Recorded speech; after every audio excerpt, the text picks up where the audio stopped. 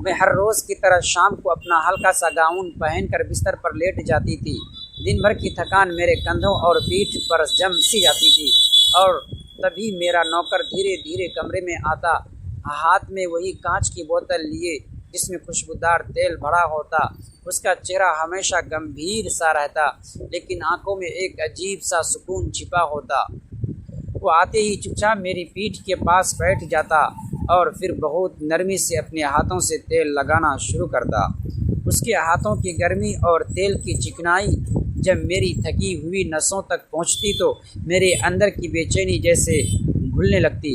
मैं आंखें बंद कर लेती और सोच में डूब जाती कि ज़िंदगी कितनी बदल गई है।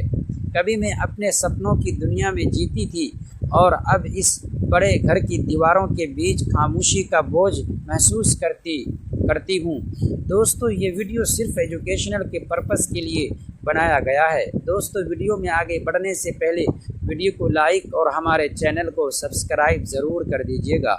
दोस्तों, चलते हैं आज की कहानी की तरफ। लेकिन जब उसके हाथ मेरी गर्दन से कंधों तक उतरते तो लगता जैसे सारी उदासी धीरे धीरे पिघल रही है। मैं उस एहसास में डूब कर रह जाती, गहरी नींद में खो जाती थी। पर उस रात कुछ अलग था। शायद उसकी उंगलियों का दबाव थोड़ा और गहरा था, शायद तेल की महक थोड़ी और मीठी थी, या शायद मेरे दिल ने ही पहली बार यह मान लिया था कि ये चुभन अब सिर्फ मसाज नहीं बल्कि कुछ और है। मेरे होठों पर अनजाने में हल्की सी मुस्कान आई और मैं बिना कुछ कहे उसी पल को महसूस करती रही। ये शुरुआत थी उस अनकहे रिश्ते की जो शब्दों से कहीं ज़्यादा एहसास में जिया जाने वाला था। उस रात के बाद मेरे अंदर जैसे कोई नई बेचैनी घर कर गई थी। हर रोज़ की तरह मैं बिस्तर पर लेटती तो गहरी नींद आने से पहले ही उसकी उंगलियों की छेन का इंतज़ार करने लगती। गाउन के ढीलेपन में छुपी मेरी थकान मानो उसी के हाथों से दूर होती थी। जब वो कमरे का दरवाज़ा खटखटाए बिना धीरे से खोल कर आता तो मेरे दिल की धड़कन अनजाने ही तेज़ हो जाती। मैं आंखें मूंद लेती पर मेरी सांसों के लिए बता देती कि मैं जाग रही हूँ। उस दिन उसके हाथों ने जब मेरी पीठ पर दबाव बनाया तो लगा जैसे हर रग में कोई अनकही गर्मी दौड़ रही हो। वो कभी रुकता नहीं था। उसकी हथेलियाँ मेरी कमर तक उतरती और फिर वापस कंधों तक लौट आती। उस लद्य स्पर्श में एक अजीब जादू था। मेरी आत्मा जैसे धीरे धीरे किसी अनकहे बंधन में बंध रही थी और मैं चुपचाप उस स्पर्श को अपनी नींद की सीढ़ी मानकर गहराई में डूब जाती थी। लेकिन अब नींद और जागने की सरहद धुंधली होने लगी थी। मैं आधी जागी आधी सोई उसकी हथेलियों को महसूस करती रही।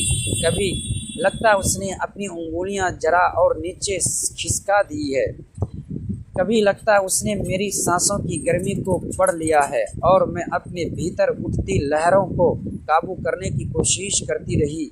पर हर रात उसका आना मेरे लिए किसी गुप्त इंतज़ार जैसा बन गया था, जैसे दिन भर की तन्हाई का इलाज उसी के हाथों में छुपा हो, जैसे मेरी खामोश रातों का सारा सुकून उसकी चुभन से ही मिलता हो। और मैं ये सोचते सोचते अपने गाउन को और ढीला कर लेती ताकि उसका स्पर्श और गहरा उतर सके। शायद अनजाने ही मैं उसे अपने करीब बुला रही थी। शायद मेरे भीतर की औरत अब जागने लगी थी और वो ये सब चुपचाप समझ भी रहा था, क्योंकि उसकी उंगलियों का खेल अब और लंबा और गहरा होने लगा था और मैं पूरी तरह उसी अनकही कहानी में खोने लगी थी जहाँ शब्दों की ज़रूरत नहीं थी, सिर्फ एहसास काफ़ी था। उस रात का असर इतना गहरा था कि अगली शाम से पहले ही मैं बेचैन होने लगी थी, जैसे कमरे की दीवारें भी मेरे दिल की धड़कनों को सुन रही हो। मैं आईने में खुद को देखती तो गाउन के ढीलेपन में छुपी अपनी धड़कती चाहत को महसूस करती और सोचती कि आज उसके हाथ कहाँ तक जाएंगे। जब वो कमरे में आया तो उसकी आंखों में भी वही अनहा सुकून और हल्की सी बेचैनी साफ झलक रही थी।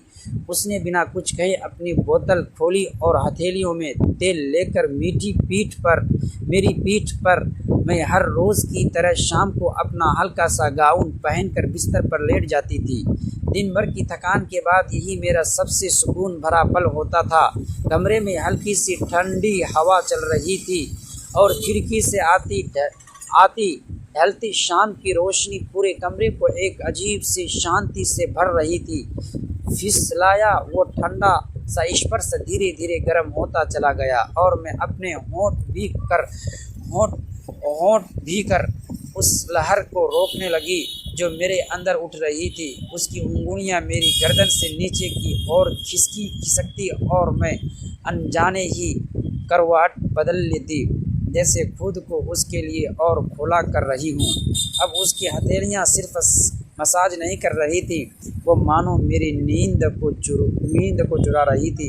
मेरी सांसें इतनी गहरी हो गई थी कि मैंने अपनी आंखें बंद कर ली, पर नींद आने की बजाय मेरे शरीर की हर नस जैसे जग गई। उस रात मैंने पहली बार उसकी हथेलियों पर अपनी उंगलियां रखी, जैसे उसे रोकना चाहती हूँ, और फिर उसी पल जैसे खुद उसे रोकने से मना भी कर रही हूँ। वो झिपका नहीं, उसकी चून अब और भी नरम और साहसी हो गई और मेरी हथेलियाँ बेबस होकर चादर पकड़ने लगी। कमरे में सिर्फ हमारी सांसों की आहट गूंज रही थी। मैं अब आधी नींद में नहीं थी, मैं पूरी तरह जाग रही थी और हर एहसास को गहराई से महसूस कर रही थी। दोस्तों, अगली पार्ट देखने के लिए प्लीज़ चैनल को सब्सक्राइब ज़रूर कीजिएगा।